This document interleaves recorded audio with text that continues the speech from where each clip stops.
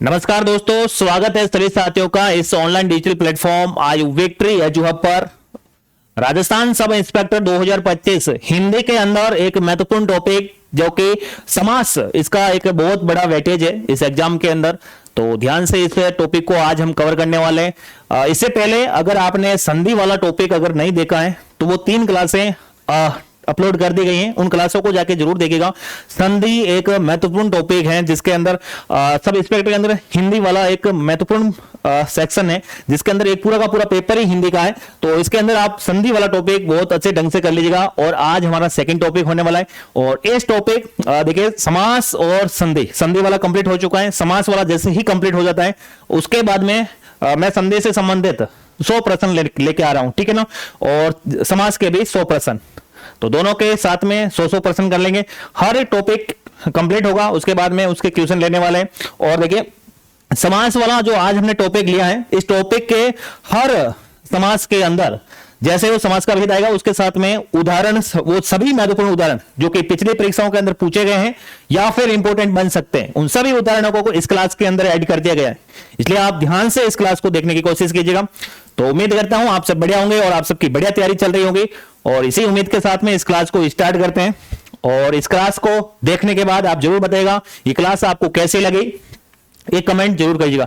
और इसके पहले मैं आपको बता दूं, इस चैनल पर अगर आप नए हैं तो इस चैनल को ज्वाइन कर लीजिएगा, सब्सक्राइब कर लीजिएगा, इस क्लास को अधिक से अधिक शेयर कीजिएगा और टेलीग्राम ग्रुप को ज्वाइन जरूर कीजिएगा क्योंकि यहां इसकी पीडीएफ और महत्वपूर्ण जानकारी टेलीग्राम ग्रुप के अंदर शेयर की जाएगी। राजस्थान सब इंस्पेक्टर 2025 समास, अब इस टॉपिक को हम स्टार्ट कर रहे हैं। आप जरूर से इस क्लास को पूरा देखिएगा।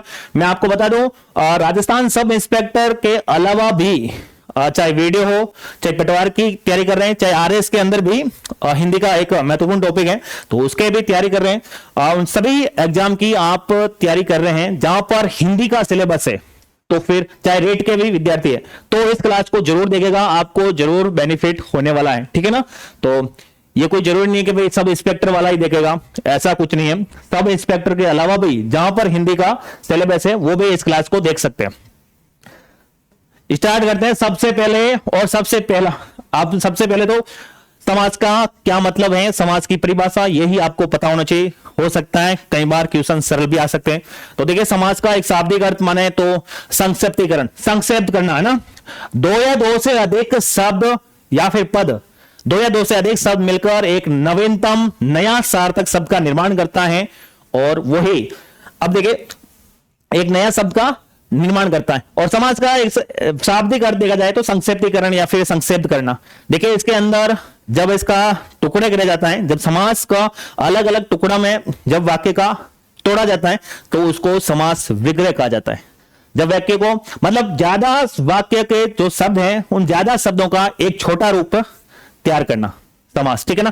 जब उनको अलग अलग हिस्सों में तोड़ते हैं तो वो समास विग्रह कहलाता है, ठीक है ना। ये भी आपको पता होना चाहिए।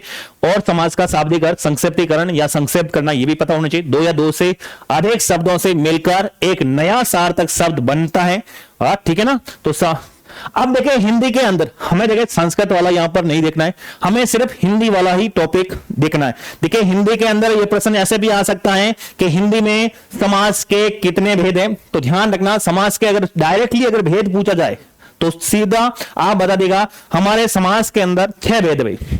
हिंदी के अंदर समास के 6 भेद हैं। कितने भेद हैं? 6 भेद भाई। देखिए 6 भेद बता देना।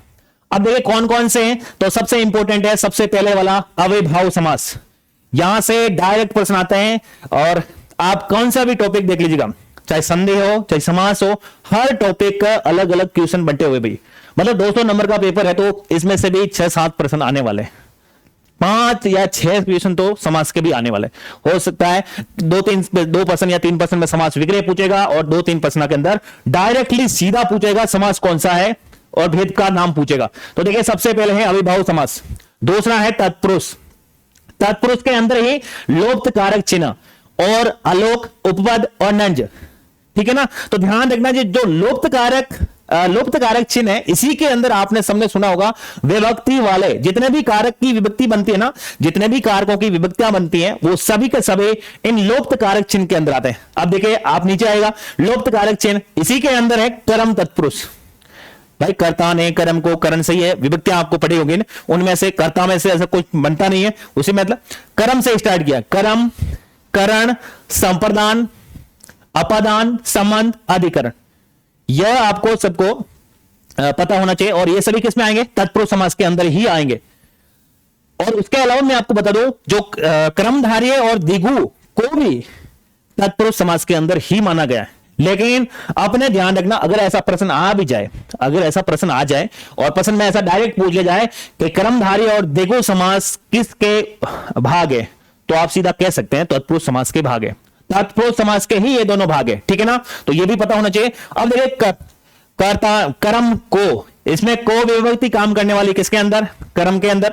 करण साधन के रूप में, साधन का प्रयोग आपको पता चल जाएगा संप्रदान के लिए, ठीक है ना, अपादान से अलग, ठीक है ना। संबंध, संबंध आप बता सकते हैं का, के, की, रा, रे, री, है ना। और अधिकरण में, पर, यह विभक्तियां इसके अंदर प्रयुक्त होने वाली हैं इस कारकों के अंदर, ठीक है ना। अब देखिए तत्पुरुष समास हो गया, मैं इनके बारे में भी बताऊंगा आपको डिटेल से, ठीक है ना। लुप्त कारक चिन्ह के अलावा भी आलोक, उपपद, इनके बारे में भी हम जानकारी लेने वाले हैं, ठीक है ना, क्योंकि इसमें से भी प्रश्न आता है। इसका मतलब आपको पूरा का पूरा देखना होगा। अब देखिए एक है दमंद, दमंद, दमंद का तो प्रश्न ठीक है, लेकिन आजकल दमंद के जो अंदर भाग है, इतरेतर, समाहार, विकल्प, यहां तक वो पूछता है प्रश्न, तो आपको ये तीनों भेद यहां पर भी हम देख लेंगे। बहुवचन समास, कर्मधारय और दिगु, तो ये 6 प्रकार हो गए। अपने हिंदी के अंदर आप 6 याद रखेगा डायरेक्टली, अगर भेद समास के प्रमुख भेद पूछा जाए, लेकिन इतना सरल प्रश्न वो पूछता नहीं है कि समास के भेद कितने हैं, समास की परिभाषा पूछ ले तो आप ध्यान रखिएगा 6 भेद है, और इसके समास का शाब्दिक अर्थ, संक्षिप्तीकरण या संक्षेप करना, तो ठीक है ना। अब हम लेते हैं एक एक, स्टार्ट करते हैं। अभी एक बार मैं फिर बोल रहा हूं, इस चैनल पर अगर आप में से कोई नए हैं तो इस चैनल को जरूर आप सब्सक्राइब कर लीजिएगा। आगे आने वाले समय में जितनी भी एसआई से संबंधित, राजस्थान सब इंस्पेक्टर संबंधित जितनी क्लासें हो सकती है, मैं हिंदी का पूरा यहां पर सिलेबस करने वाले हैं, ठीक है ना। और Rajasthan GK, Rajasthan polity, Indian polity, Rajasthan current और अंतरराष्ट्रीय करंट अफेयर्स, यानी कि पूरा हम सिलेबस कवर करने की कोशिश करने वाले हैं। और जैसे ही टॉपिक हमारा कंप्लीट होगा उसके बाद में हम एमसीक्यू लेके आएंगे, फिर वापस अगला टॉपिक लेने वाले। अब देखिए, और मैंने पूरी कोशिश की है इस क्लास के अंदर कि आप इस क्लास को अगर देख के जाएंगे तो आपको जरूर बेनिफिट होने वाला है, क्योंकि मैंने एकदम शॉर्ट तरीके से समझाने की कोशिश की है। पूरा का पूरा अविभाव समास इन 4 ही लाइन के अंदर आपको पूरा का पूरा समझ में आ जाएगा। कैसे? अविभाव समास सबसे पहला है, अविभाव समास, ध्यान से पढ़ने की कोशिश कीजिएगा। अब देखिए अविभाव समास की परिभाषा के अंदर पहला शब्द अव्यय होगा। क्या होगा? पहला शब्द अव्यय होगा। पहला शब्द अव्यय होगा, अव्यय के रूप में काम करने वाला है। अब अव्यय का मतलब क्या है? जैसा कि आपको वो शब्द दिखेगा ना, वो शब्द का, अब देखिए समाज के अंदर 2 पद होते हैं, एक पूर्व पद, एक उत्तर पद, यानी कि एक प्रथम पद, एक दूसरा पद, आप ऐसे मान सकते हैं, पूर्व पद या फिर उत्तर पद मान सकते हैं। तो ध्यान रखना, इसके अंदर जो पहला शब्द होगा वो अव्यय होगा, और सबसे इंपॉर्टेंट चीज, उस शब्द के अंदर परिवर्तन ही नहीं होगा। आप उस शब्द को कैसे भी कीजिएगा, वो शब्द परिवर्तन नहीं होगा। अविभाव समास का अगर उदाहरण होगा तो उसका पहला शब्द परिवर्तन ही नहीं होगा। और ध्यान रखिएगा, ये एक तो ये था, एक तो यथा वाले, जहां जहां से जिस शब्द के आगे यथा लगा हुआ है, यथा वाले शब्द मिलेंगे आपको, वो आपको अविभाव समास के अंदर ही मिलने वाले। अब यथा का आप परिवर्तन नहीं कर सकते। और सबसे इंपॉर्टेंट, प्रति उपसर्ग, प्रति उपसर्ग लगकर आगे जितने शब्द बनते हैं वो शब्द भी किसके अंदर आने वाले? अविभाव समास के अंदर आने वाले हैं। यह आपको 4 लाइन याद होनी चाहिए। और सबसे इंपॉर्टेंट, अव्यय का भाव दे। यहां बोल रहे हैं पहला शब्द अव्यय, ये 4थी लाइन बोल रही है, चाहे पहला शब्द का अव्यय का भाव दे या फिर दूसरा भी न दे, मतलब पहला शब्द भी अव्यय का भाव न दे, दूसरा भी न दे, लेकिन सिर्फ उसके अंदर क्या होना चाहिए? अव्यय का भाव आना चाहिए। मतलब शब्द के अंदर अव्यय का भाव आना चाहिए। मतलब ना पहला अव्यय है, ना सेकंड वाला पद अव्यय है, फिर भी अव्यय का भाव है तो भी वो अविभाव समास होगा। तो 4 लाइन आपको याद होनी चाहिए। इंपॉर्टेंट चीज ये है कि पहला शब्द अव्यय होगा, ठीक है ना, परिवर्तन नहीं होगा। यथा और प्रति, यथा शब्द है, प्रति उपसर्ग से बनने वाले शब्द भी अविभाव समास के अंदर आने वाले। और सबसे इंपॉर्टेंट, पहला शब्द अव्यय हो चाहे नहीं हो, और दूसरा शब्द चाहे अव्यय हो या नहीं हो, उससे कोई फर्क नहीं पड़ता। लेकिन ध्यान रखिएगा, अगर अव्यय का भाव मिलता है उस शब्द के अंदर तो भी वो अव्यय भाव समास होने वाला है। अब आ जाएगा अपने उदाहरण पर।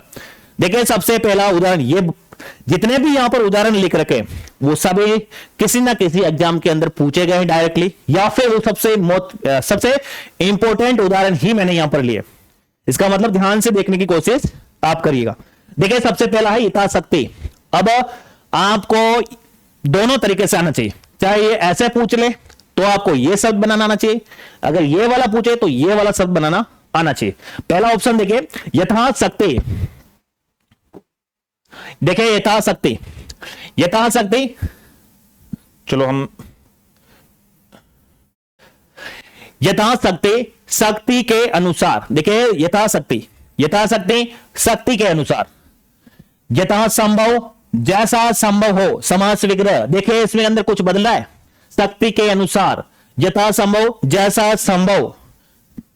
यथाक्रम, यथाक्रम जैसा क्रम है। प्रतिध्वनि, ये देखिए उपसर्ग वाला आ गया, प्रति उपसर्ग से। ध्वनि की ध्वनि, प्रतिध्वनि, ध्वनि की ध्वनि। यथोचित, जैसा उचित है वैसा। और प्रतिदिन, हर दिन। तो देख लीजिएगा, यथाशक्ति शक्ति के अनुसार, यथासंभव जैसा संभव हो सके, है ना। अगला यथाक्रम, जैसा क्रम हो। प्रतिध्वनि, ध्वनि की ध्वनि। यथोचित, जैसा उचित है वैसा। और प्रतिदिन, हर दिन। ये सभी उदाहरण एकदम ध्यान से देख लेना, क्योंकि समास विग्रह भी पूछता है और डायरेक्टली समास विग्रह देकर वापस से समासिक पद भी पूछता है। तो चलिए अगले स्लाइड पे चलते हैं। अगले स्लाइड पे भी अविभाव समास के ही उदाहरण है, क्योंकि देखिए मैंने कुछ और महत्वपूर्ण बन सकते हैं, जैसे परोक्ष, अक्षय से परे, आजन्म, जन्म से, या जीवन। यह भी कई बार पूछा गया भाई, या जीवन, जब तक जीवन है। या जीवन का मतलब है जब तक जीवन है। आजानुभाव, आजानुभाव, देखिए आजानुभाव, जानू घुटने से बाहु तक, जानू घुटने से बाहु तक। देखिए आपाद मस्तक, कई बार पूछा गया यह भी, पाद से लेकर मस्तक तक। पाद का मतलब है पैर से लेकर मस्तक यानी कि सर तक। नालायक, जो लायक ही नहीं है। और लाजवाब, जिसका जवाब न हो। यहां पर जितने भी शब्द दे रखे हैं उन शब्दों के अंदर पहला शब्द, ये जो पहला शब्द है ना, आजानु, याव, आज, आ, ठीक है ना, ये सभी, या फिर ना, परते, यथा, ये शब्द सभी अव्यय शब्द है और इसके अंदर परिवर्तन नहीं होता भाई, ठीक है ना।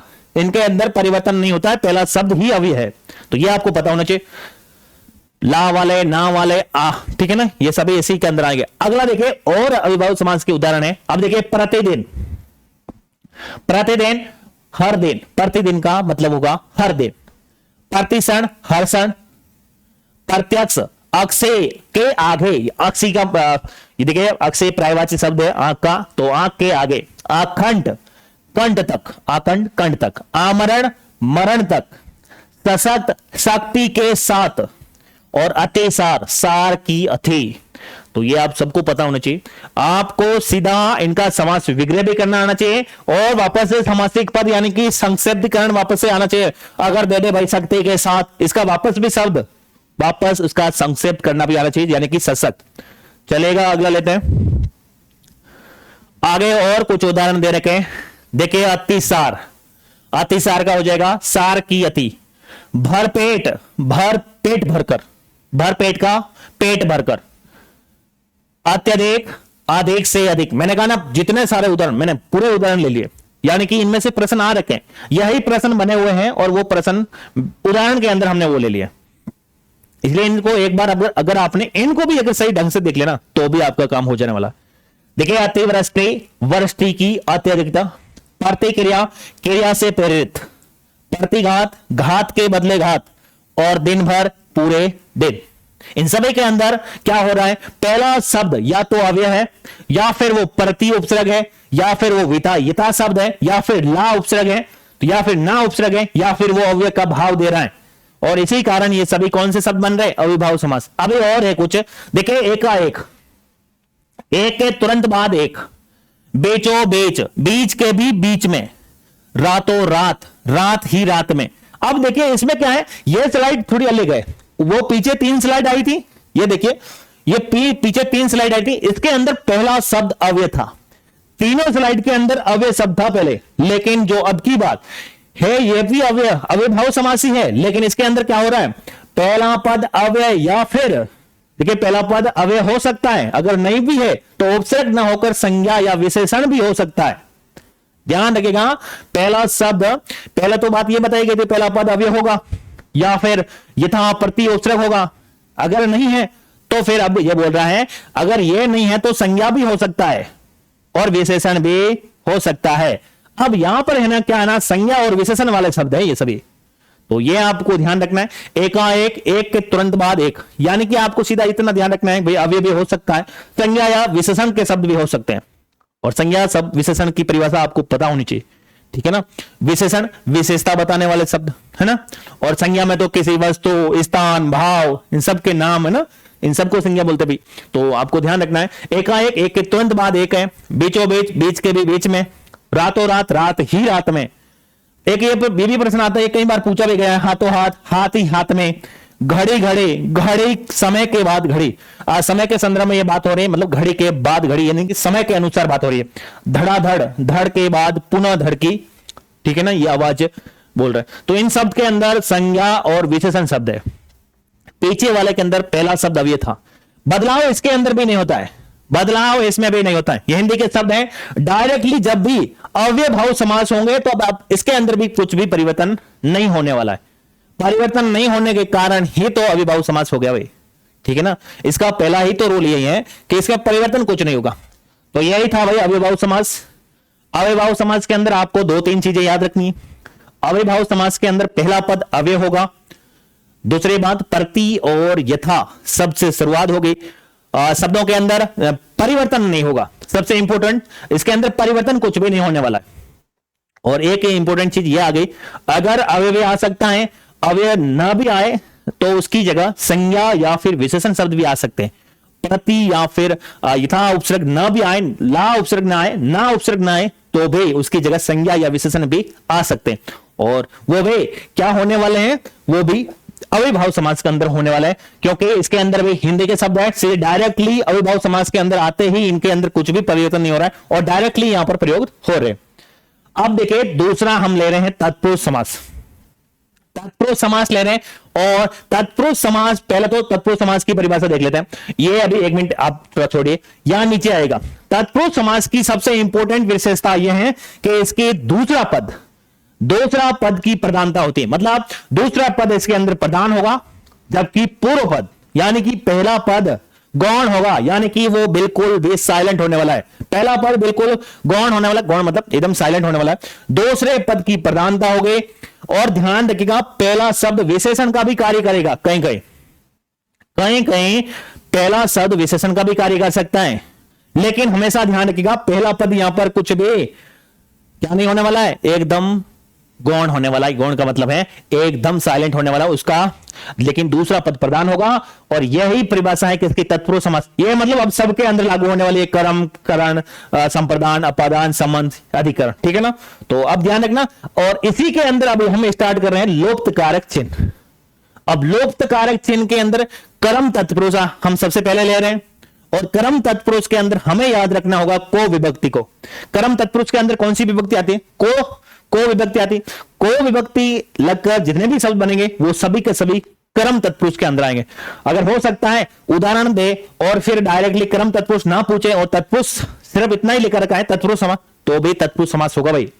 हो सकता है वहां पर अगर कर्म तत्पुरुष ना दे तो वे तत्पुरुष समास होगा वहां पर, चाहे कौन सा भी उदाहरण दे दे, चाहे अपादान दे दे, संप्रदान दे दे, अधिकरण दे दे, संबंध दे दे, तो भी वहां पर तत्पुरुष समास होगा। अगर तत्पुरुष समास के अंदर भेद में से दे रखा है तो फिर भेद का उत्तर करना है, मतलब दोनों दे रखे हैं, तत्पुरुष समास भी दे रखा है और उसका एक भेद भी दे रखा है, तो आपको भेद चुनना है, मतलब सीधा सबसे नजदीक वाला उत्तर आपको चुनाव करना है। अब देखिए तत्पुरुष कर्म तत्पुरुष समास का लुप्त कारक चिन्ह में ही ये सभी भेद आते हैं। कारक वाली जितनी भी विभक्तियां हैं वो सभी के सभी इसी के अंदर आने वाली लुप्त कारक चिन्ह। और सबसे पहले कर्म तत्पुरुष और इसमें अंदर को विभक्ति, आपको सब में देखते ही पता चल जाएगा। देखिए सबसे पहला उदाहरण है शरणागत। कौन सा उदाहरण है, शरणागत। अब देखिए इसका समास विग्रह होगा, तो देखिए शरण को आया हुआ या शरण को आगत हुआ या शरण को आया हुआ, ठीक है ना। छेड़े मार, चिड़ी को मारने वाला। जातिगत, जाति को गया हुआ। हस्तगत, हस्त को गया हुआ। विदेश गमन, विदेश को गमन, विदेश गया ना। ख्याति प्राप्त, ख्याति को प्राप्त, ख्याति को प्राप्त करने वाला। व्यक्तिगत, व्यक्ति को गत गया हुआ। तो ये सभी उदाहरण आपको इसमें एक कॉमन चीज दिख रही होगी। ये देखिए यहां पर भी को लग रहा है, यहां पर भी को लग रहा है और यहां पर भी को लग रहा है। देखिए यहां पर सब जगह को आ रहा है, दिखाई दे रहा है आपको? ये को विभक्ति लग रही है और इसी कारण क्या हो रहा है, कर्म, कर्म तत्पुरुष का ये उदाहरण बन रहा है ना।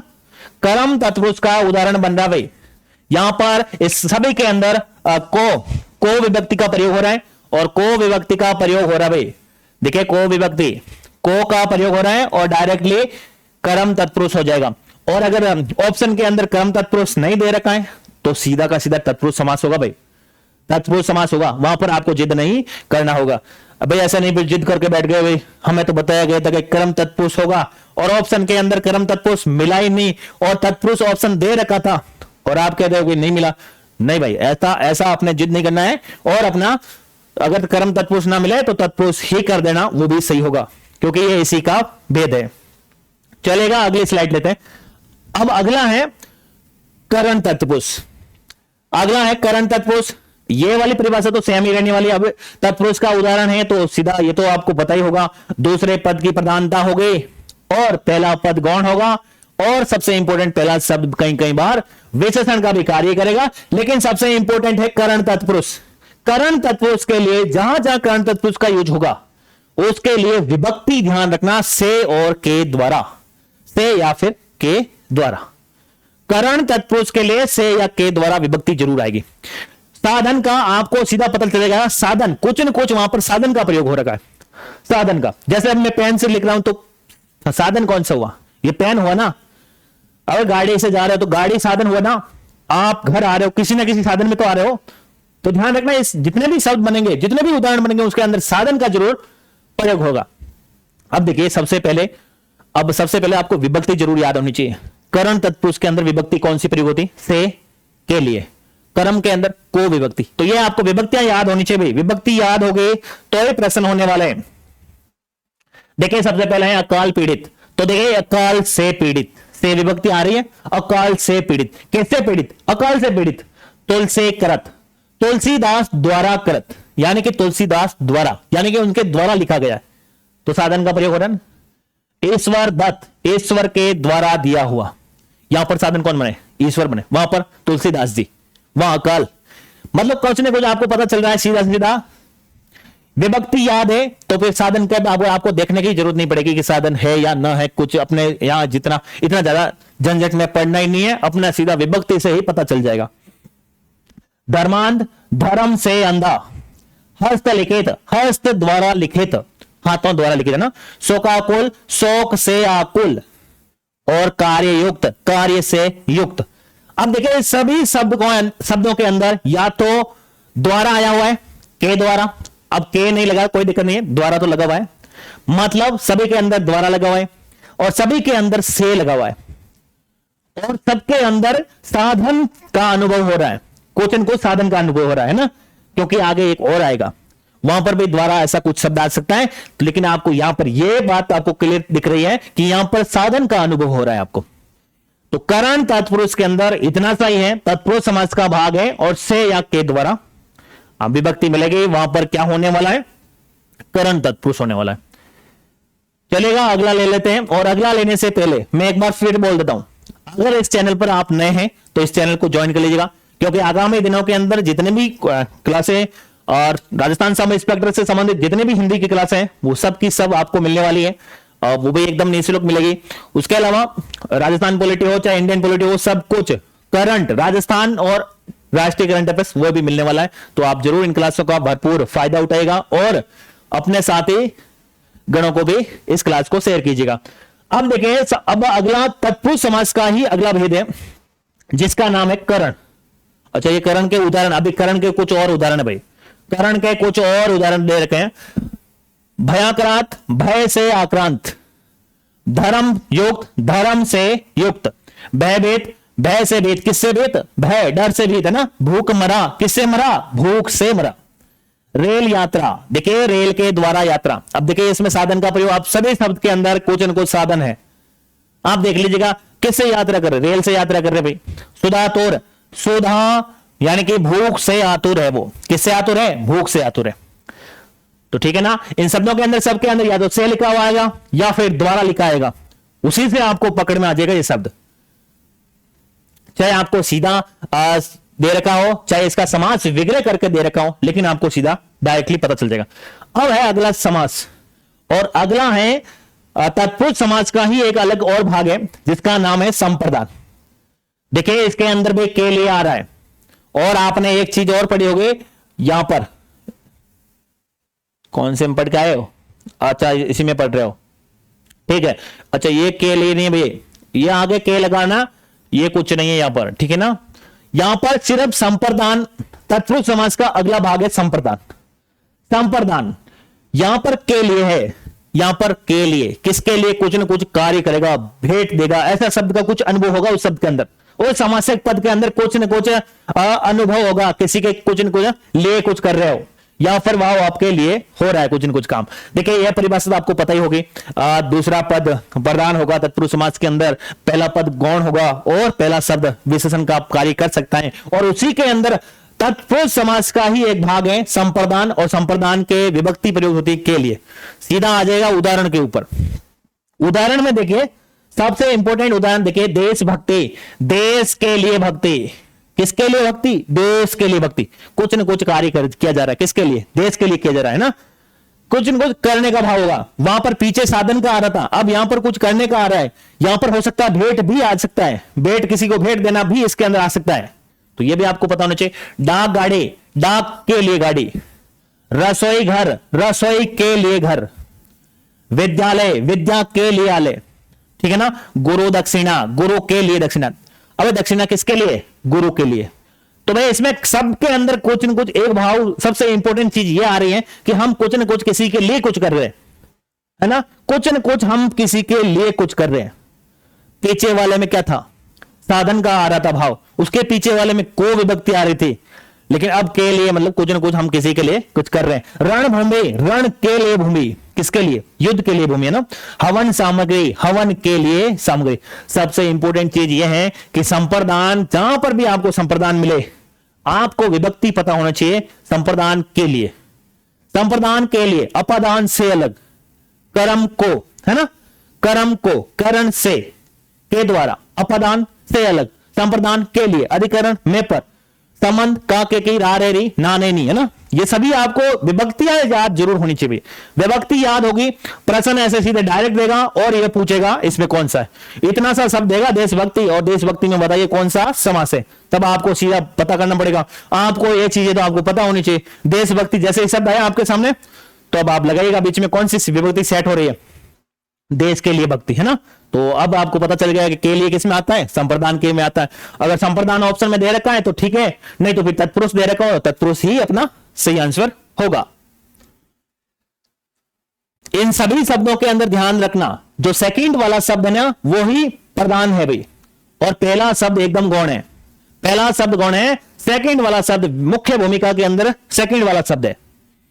चलेगा, अगला लेते हैं। अगले कोच से संप्रदान के और उदाहरण दे रखे, जैसे देखिए नाट्यशाला, नाट्य के लिए शाला, सभा भवन, सभा के लिए भवन, कर्ण फूल, कानों के लिए फूल, कर्ण फूल होता है ना भाई, कानों के अंदर आभूषण, हथकड़ी, हाथ के लिए कड़ी, सत्याग्रह, सत्य के लिए आग्रह, और परीक्षा भवन, परीक्षा के लिए भवन। यहां पर क्या हो गया, यहां पर देखिए परीक्षा के लिए भवन, परीक्षा के लिए भवन, है ना। तो ये सभी आपको सिर्फ इतना सा ध्यान रखना है, जो के लिए विभक्ति है वो संप्रदान के लिए प्रयुक्त होती है, और संप्रदान के लिए प्रयुक्त होती है, और इसका समासिक शब्द भी बनाना आना चाहिए, समास विग्रह भी करना आना चाहिए। दोनों चीजें पता होगी तो ही ये प्रश्न सही होने का ज्यादा चांस रहता है। चलेगा, अगला लेते हैं, और अगला अपना समास का जो अगला भाग है, तत्पुरुष समास का ही अगला भाग है अपादान कारक। अपादान कारक है, और अपादान कारक के अंदर देखिए ये दूसरा पद प्रधान होगा, पहला पद गौण होगा, और पहला पद विशेषण की भूमिका निभाएगा। लेकिन अपने सबसे इंपॉर्टेंट है अपादान कारक के अंदर ध्यान रखना, ये बोल रहा है अलग होने का अर्थ। आपको उस शब्द के अंदर ही पता चल जाएगा, उसके अंदर अलग होने का भाव आएगा शब्द के अंदर। जैसे ही समास विग्रह होगा आपको पता चल जाएगा क्या होगा, मतलब अलग होना, दूर होना, तुलना होना, ये सभी शब्द किसके अंदर आने वाले? अपादान में। अपादान के अंदर होने वाले भाई। अब आप पढ़ के आए हो, करण में साधन का बोध होगा, संप्रदान में किसी के लिए हम कुछ न कुछ जरूर करने वाले हैं, है ना, चाहे भेंट दें चाहे कुछ करें। अपादान में हमेशा ध्यान रखना, शब्द के अंदर हमें जैसे ही विग्रह करेंगे उसके अंदर पता चल जाएगा कि इस शब्द के अंदर क्या हो रहा है, अलग होने का भाव आ रहा है। देखिएगा, अलग गुण रहित, गुण से रहित, गुण से रहित, देश निकाला यानी देश से निकाला हुआ, अलग हो रहा है हर चीज। यहां गुण से अलग हो रहा है, गुण से रहित हो रहा है भाई। यहां देश से निकाला दिया जा रहा है, मतलब देश से अलग हो रहा है। अगला देखिए, पद मुक्त यानी कि पद से अलग हो रहा है, पद से मुक्त किया जा रहा है उनको। कर्तव्य च्युत, कर्तव्य से च्युत, कर्तव्य से अलग किया जा रहा है। सता च्युत, सता से अलग किया जा रहा है। ऋण मुक्त, ऋण से मुक्त किया जा रहा है। और देखिए इंद्रियातीत, इंद्रियों से अतीत, दूर, है ना। तो ये सभी यहां पर से विभक्ति लग रखी है, से के अलावा से ही आएगी, अलग होने का भाव आएगा। आपको सिर्फ यही पकड़ना होगा कि अलग होने का भाव अपादान, किसी के लिए कुछ कर रहे हैं संप्रदान, और किसी का साधन का प्रयोग हो रहा है तो करण, और को विभक्ति आ रही है कर्म। तो अब तक जितने पढ़े हैं इसके अंदर से आ रहा है, और से में भी आपको यह पकड़ में आना चाहिए। और यहां पर अलग होने का भाव हो रहा है, चाहे वो सता से अलग कर रहे हैं, कर्तव्य से अलग कर रहे हैं, या फिर ऋण से मुक्त हो रहे हैं, या फिर पद से मुक्त हो रहे हैं, या फिर देश से निकाल दिया जा रहा है, या फिर वो गुणों से अलग हो रहे हैं, या गुण रहित हो रहे। गुण रहित हो रहे तो भाई गुण उसके अंदर गुणों से तो रहित किया जा रहा है ना। तो ये सभी अलग होने का भाव जहां जहां मिलेगा वहां पर सिर्फ क्या होने वाला है? अपादान कारक। लेकिन अपादान कारक के अंदर विभक्ति अगर पूछे तो से आएगी भाई। से आपको तो सिर्फ इतना सा याद रखना है, से विभक्ति याद क्या रखें आप, डायरेक्टली आप शब्द के अंदर पकड़ लेना कि जहां पर अलग होने का भाव होगा वहां पर अपादान कारक होगा। अगले देखिए कुछ और उदाहरण दे रखे। देखिए दोष मुक्त, दोष से मुक्त, दोष मुक्त, दोष से मुक्त, पद च्युत, पद से च्युत, लाभ रहित, लाभ से रहित, सेवा निवर्त, सेवा से निवर्त, सेवा से अलग हो गए। जन्मोत्तर, जन्म से उत्तर। अब देखिए जाति बहिष्कृत, जाति से बहिष्कृत, कई बार ये सब सुनते हैं आप, जाति बहिष्कृत सुनते हैं, जन्म से उत्तर, सेवा से निवर्त, सेवा निवृत्त तो आपने कई बार सुना होगा। पद से च्युत, पद से अलग कर दिया गया, दोष से मुक्त कर दिया गया। तो ये सभी शब्द इनके अंदर अलग होने का भाव आ रहा है, इन सभी शब्दों के अंदर अलग होने का भाव आ रहा है, और अलग होने का भाव आ रहा है, इसका मतलब अपादान कारक होने वाला है। अपादान कारक का ये उदाहरण है। चलेगा, अगला लेते हैं। अब देखिए तत्पुरुष समास का ही अगला भाग है संबंध कारक का। संबंध कारक, अगर क्लास अच्छी लग रही हो तो भाई एक लाइक और शेयर जरूर कीजिएगा, और इस क्लास को अधिक से अधिक अपने साथियों तक पहुंचाने की कोशिश कीजिएगा। और अभी भाई इस चैनल पर कोई भी विद्यार्थीगण नया है तो इस चैनल को सब्सक्राइब जरूर कर लीजिएगा, टेलीग्राम ग्रुप को ज्वाइन कर लीजिएगा, क्योंकि जो भी जानकारी होगी वहां पर शेयर कर दी जाएगी, या फिर इसकी पीडीएफ भी वहीं पर। अब देखिए अगला है तत्पुरुष समास। तत्पुरुष समास का यह अगला भाग है संबंध।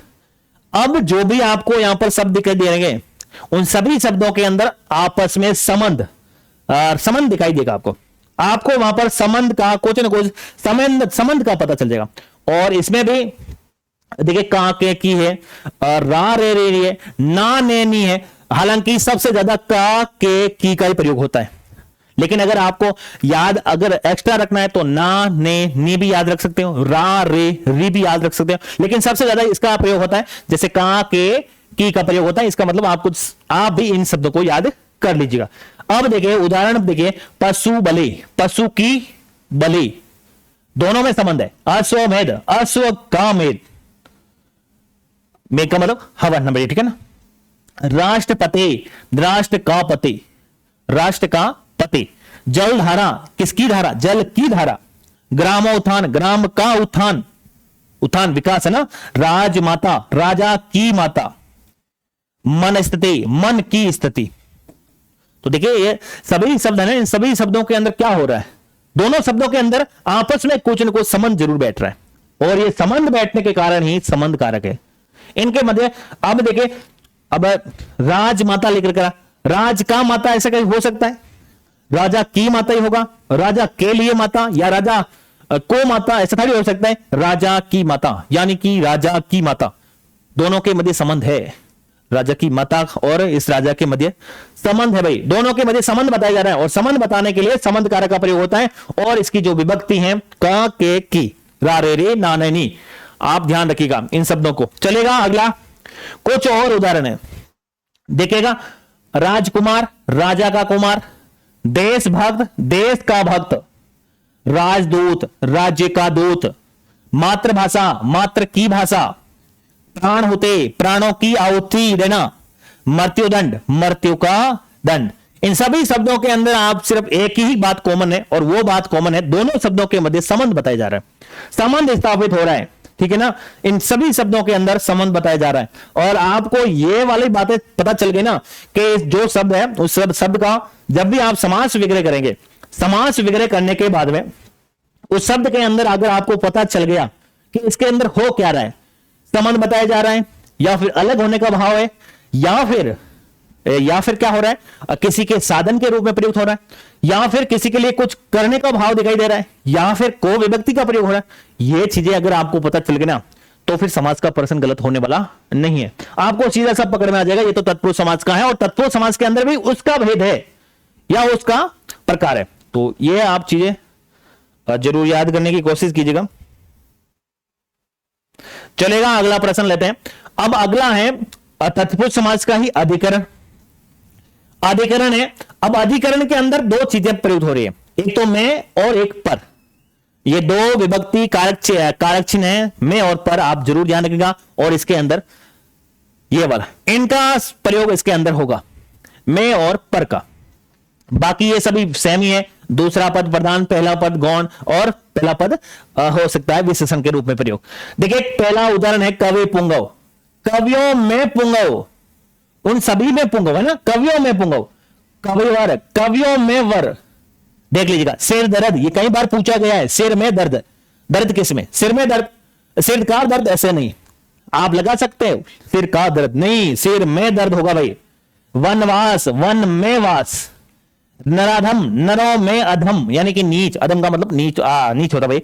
जल मग्न जल में मग्न, ये सभी शब्दों के अंदर देखिए मैं और पर का प्रयोग होने वाला है, इनका तो सब में मैं का प्रयोग हो रहा है। इसका देखिए अगर गलत बनेगा, अगर आपने सिर का दर्द कर दिया वो गलत बनेगा, सिर में ही दर्द होता है, जल में मग्न होता है, नरों में अधम होता है, वन में वास, कवियों में वर और कवियों में पुंगम पुंगव होगा। तो यही शब्द सही शुद्ध है, बाकी आप वो नहीं कर सकते दूसरे, ठीक है ना। चलेगा अगला लेते हैं, अधिकरण के कुछ और उदाहरण है। देखिए मुन्नी श्रेष्ठ, मुनियों में श्रेष्ठ, पुरुषोत्तम पुरुषों में उत्तम, सर्वोत्तम सर्वो में उत्तम, कार्य कुशल कार्य में कुशल, है ना। और देवाश्रित देव पर आश्रित, देवाश्रित देव पर आश्रित, देव में आश्रित नहीं होगा, देव में आश्रित कैसे होगा, देव के ऊपर आश्रित है, ठीक है ना। आत्म केंद्रित आत्मा पर केंद्रित, काव्य निपुण काव्य में निपुण। तो ये सभी शब्द हैं, आपको ध्यान रखना होगा। आपको सिर्फ इतना ध्यान रखना है कि अधिकरण के अंदर मैं और पर विभक्ति चिन्ह का प्रयोग होता है और ये आपको पकड़ में आ गया तो फिर आपका प्रश्न गलत नहीं होने वाला है। तो अब तक जितने पढ़े हैं, अब तक देखिए जितने पढ़े हैं वो कारक विभक्ति वाले सभी आपको याद होने चाहिए। तत्पुरुष समास के अंदर, तत्पुरुष समास के अंदर लोप्त कारक चिन्ह के अंदर हमने कर्म पढ़ा, को विभक्ति आने वाली है। उसके अलावा हमने पढ़ा करण के लिए साधन के रूप में प्रयोग होता है, संप्रदान के लिए, ठीक है ना। इसमें जो करण है उसके अंदर माध्यम का पता चल जाएगा आपको, शब्द के अंदर ही पता चल जाएगा कुछ न कुछ साधन का प्रयोग हो रहा है। संप्रदान जो हम किसी के लिए कुछ कर रहे हैं, अपदान अलग होने का भाव, संबंध दो शब्दों के मध्य संबंध का भाव दिखा जाएगा। और अधिकरण में और पर, वहां पर विभक्तियां मिलेगी और यह सभी तत्पुरुष समास के ही उदाहरण थे। अब देखिए आगे कुछ तत्पुरुष समास के और उदाहरण है। अलुक तत्पुरुष, अब देखिए यहां पर कुछ चेंजिंग हो रहा है, आपको ध्यान रखना है। अलुक तत्पुरुष जब कभी भी आएगा वो हमेशा ध्यान रखना पहले शब्द के बाद में कारक आएगा। जब भी इसका समास विग्रह होगा पहले शब्द के बाद में क्या आने वाला है, कारक शब्द आएगा। ये इसको अलुक तत्पुरुष बोलते हैं। हालांकि ज्यादा प्रश्न पूछा नहीं गया लेकिन कभी कभार पूछ भी लेता भाई।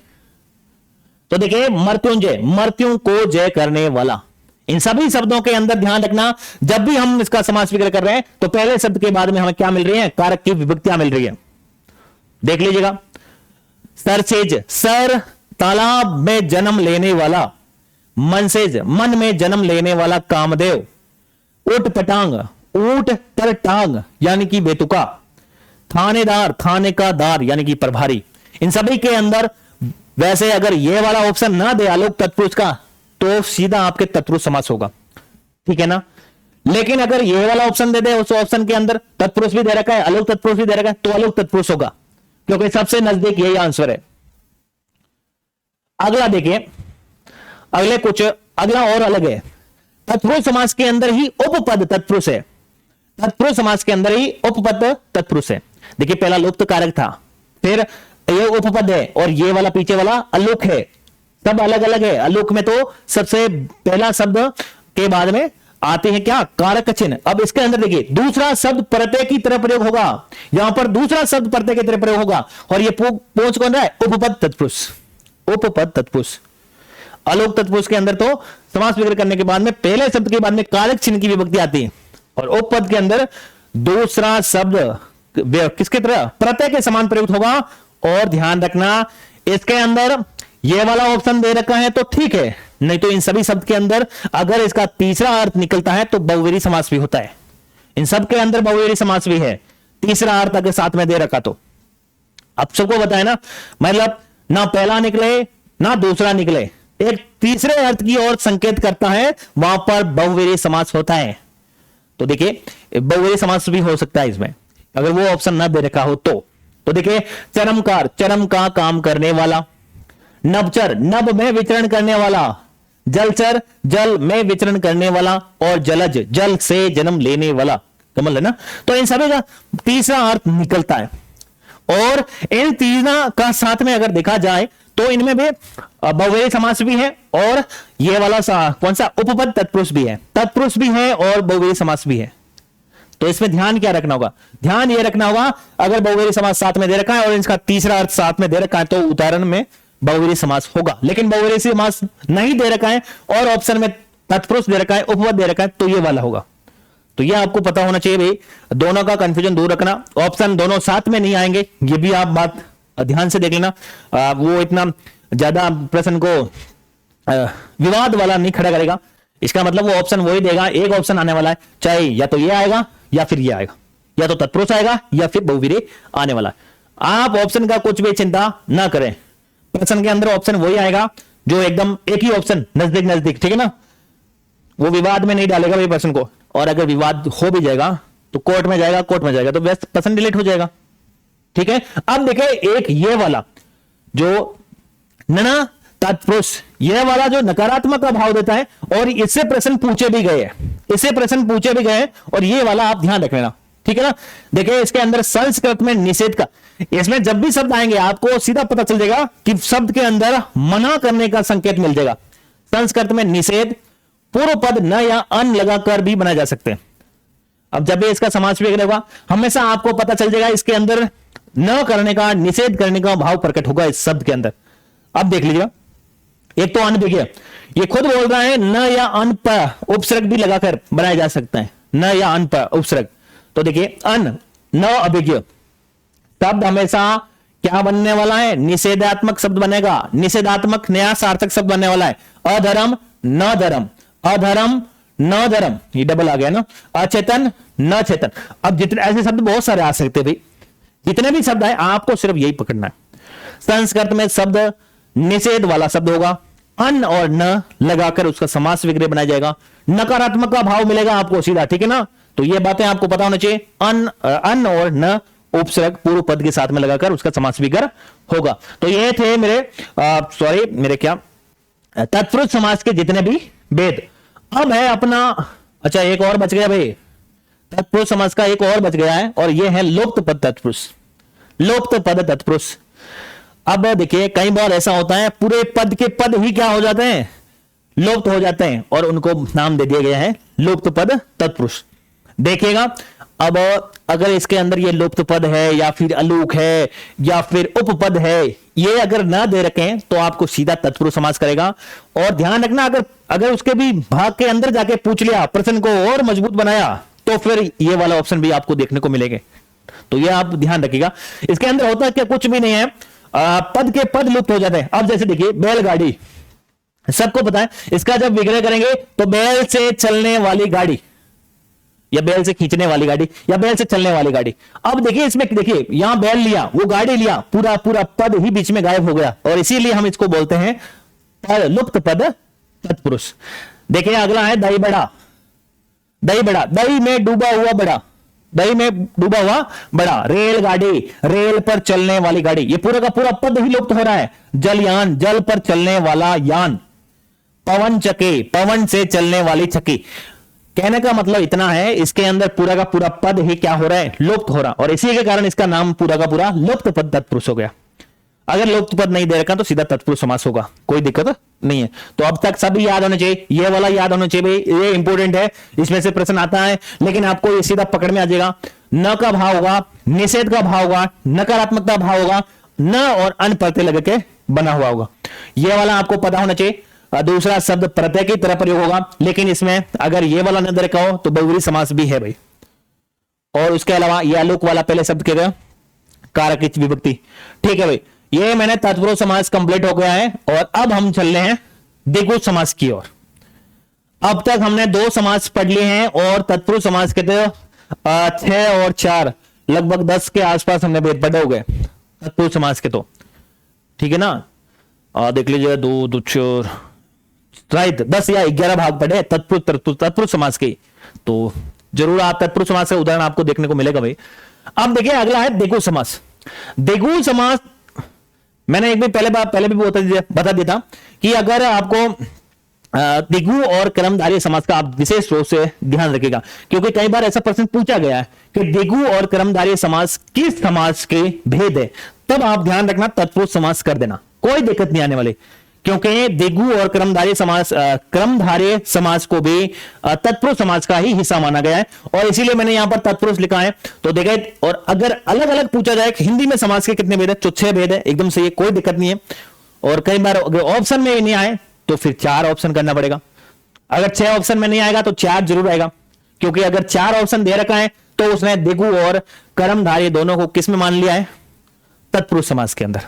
लेकिन ज्यादातर आपके 6 ऑप्शन मिल जाएगा, कोई दिक्कत नहीं आने वाली। देखिए द्विगु समास के अंदर सबसे इंपॉर्टेंट चीज यह है कि इसका पहला पद क्या होने वाला है, संख्यावाचक होने वाला है, संख्यावाचक विशेषण का होने वाला है। और जब भी हम इसका विग्रह करेंगे समूह और समाहार का मिलने वाला है, हमें अंत में समूह और समाहार शब्द जरूर मिलने वाला है।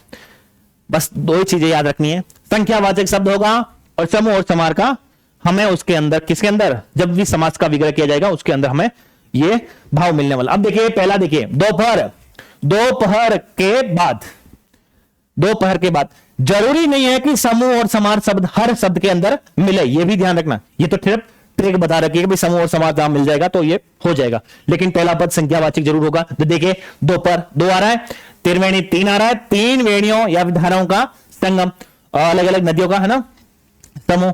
त्रिभुवन 3 भुवन, संसार का समार, अर्थात इसमें नहीं लिख रखा है, वो था ना इसमें पृथ्वी वगैरह, वो संसार वाला ना, तो 3 भुवनों का संसार का समार। अब देखिए दुरहा 2 रावों का समाहार, देखिए हर शब्द के अंदर तिरा 3 रावों का संगम, तिमाही 3 माह के बाद। अब देखिए सभी शब्दों के अंदर एक चीज कॉमन आ रही है, इन सभी शब्दों के अंदर पहला शब्द क्या बन रहा है, पहला शब्द बन रहा है संख्यावाची। आप सभी ये ध्यान रखिएगा, संख्यावाची शब्द हो सकता है और संख्यावाची शब्द के बाद अगर वो शब्द तीसरा अर्थ दे दे तो फिर वो बहुव्रीहि समास के अंदर चला जाएगा, ये भी आपको पता होना चाहिए। लेकिन यहां पर कोई तीसरा अर्थ नहीं निकल रहा है, यहां पर सिर्फ संख्यावाची शब्द है भाई, ठीक है ना, यहां पर कोई भी शब्द तीसरा अर्थ नहीं निकल रहा है, इसीलिए यहां पर सभी संख्यावाची शब्द है। समाहार समूह का भी प्रयोग हो रहा है सबके बाद में, या संगम भी आप लिख सकते हो एक शब्द, ठीक है ना, तो संगम भी आ सकता है, या आप लिख सकते हो संगम भी प्रयोग हो सकता है लास्ट में, ये भी आपको पता होना चाहिए। चतुर्भुज 4 भुजाओं वाला, चौराहा 4 राहों का संगम, चौकोर 4 कोणों, 4 कोर या फिर 4 कोणों का समूह, शतरंग 7 रंगों का समूह, दशाब्दी 10 अब्दों वर्षों का समूह, और देखिए त्रिलोक 3 लोकों, आकाश पाताल और पृथ्वी का समार। इन सभी शब्दों के अंदर एक ही चीज कॉमन आ रही है और वो चीज है क्या, वो बात क्या है, वो बात ध्यान रखिएगा, इन सभी शब्दों के जो पहला अक्षर है वो संख्यावाची है और सभी के बाद में किसी के अंदर संगम आ रहा है, किसी के अंदर समूह आ रहा है और किसी के अंदर समार आ रहा है। लेकिन ध्यान रखने की बात यह है कि इसके अंदर किसी भी शब्द के अंदर तीसरा अर्थ नहीं निकल रहा है। अगर तीसरा अर्थ निकल जाता, ना पहला ना दूसरा, सिर्फ तीसरा, यानी बहुवचन समास हो जाता। तो यह बात इंपॉर्टेंट है जो कि मैंने आपको बता दी है। ये थी अपनी क्लास। आज इस क्लास के अंदर हमने 3 समास के बारे में डिटेल से जानकारी ले ली। अब बचे हैं अपने 3 और, कितने बचे? 3 और बचे। एक तो कर्मधारय है, एक बहुवचन और एक बचा दवंत। इन तीनों को मैं एक साथ में लेके आऊंगा। ये 3 आज आपके एकदम कंप्लीट हो गए। अगर आपको इसमें से अगर क्वेश्चन आएगा तो आपका गलत होने वाला नहीं है। और इस क्लास को एक बार अगर आपने देख ली तो मैं कहता हूं इसी क्लास के अंदर से आपको यही उदाहरण सेम के सेम मिलने वाला है। क्योंकि भाई उदाहरण तो वही है, बार बार वही तो रिपीट कर रहा है, नए उदाहरण थोड़ी दे रहा है। तो वो आप जरूर इस क्लास को बार बार देखेगा, रिवीजन करेगा, जिससे कि आपको इन तीनों के बारे में तो डिटेल से जानकारी मिल जाए। और अगली क्लास के अंदर मैं उन जो 3 बचे हैं, बहुवचन, कर्मधारय और दवंत, इन तीनों समास की एकदम डिटेल से इसी हिसाब से ऐसे ही फॉर्मेटिंग करके मैं आपके सामने पेश होने वाला हूं, जिससे कि आपको उनसे संबंधित जितने भी क्वेश्चन या फिर डाउट रहते हैं, एक भी आपका डाउट नहीं रहने वाला है। इसका मतलब आपका एकदम क्लियर होने वाला है। समाज से जितने भी समाज से संबंधित जितने भी प्रश्न आपको आगामी परीक्षाओं के अंदर देखने को मिलेंगे, वो प्रश्न एक भी आपका गलत ना हो, इस हिसाब से ही हम पढ़ने वाले हैं। और आगामी दिनों के अंदर हम जितने भी राजस्थान सब इंस्पेक्टर से जितना भी सिलेबस के अंदर जितना हिंदी का, चाहे राजस्थान पॉलिटी, चाहे इंडिया पॉलिटी, जितना भी है, जितना मेरे से होगा, मैं सब कुछ आपको YouTube के ऊपर निःशुल्क देने की कोशिश करूंगा। इसलिए आप इस चैनल पर अगर अभी तक कोई भी विद्यार्थीगण या फिर साथीगण नया है तो इस चैनल को जरूर से आप सब्सक्राइब कर लीजिएगा और अपने दोस्तों तक इस क्लास को पहुंचाने की कोशिश कीजिएगा, जिससे कि ये क्लास का अधिक से अधिक लोग इसका फायदा उठा सके। और बस उम्मीद यही करता हूं कि भाई आप सब कुछ ये करेंगे। और एक बात इंपॉर्टेंट ये थी कि ये क्लास अगर आपको बढ़िया लगती है तो भाई एक लाइक या शेयर या एक कमेंट तो आप भी कर सकते हैं भाई, तो ये आप जरूर कीजिएगा। मिलते हैं एक नेक्स्ट वीडियो के अंदर और ऐसा ही धमाकेदार और ऐसा ही कंसेप्ट के साथ में एकदम, जिसमें अंदर आपका पूरा का पूरा कंसेप्ट क्लियर हो जाए। और ऐसी ही क्लास आने वाले समय में जब भी अपलोड होगी आपको जरूर उसका नोटिफिकेशन आपको सबसे पहले मिले, इसके लिए आप चैनल को ज्वाइन जरूर कर लीजिएगा। तो मिलते हैं एक नेक्स्ट वीडियो के अंदर। वीडियो पूरा देखने के लिए आपका बहुत बहुत धन्यवाद। तो मिलते हैं नेक्स्ट वीडियो के अंदर।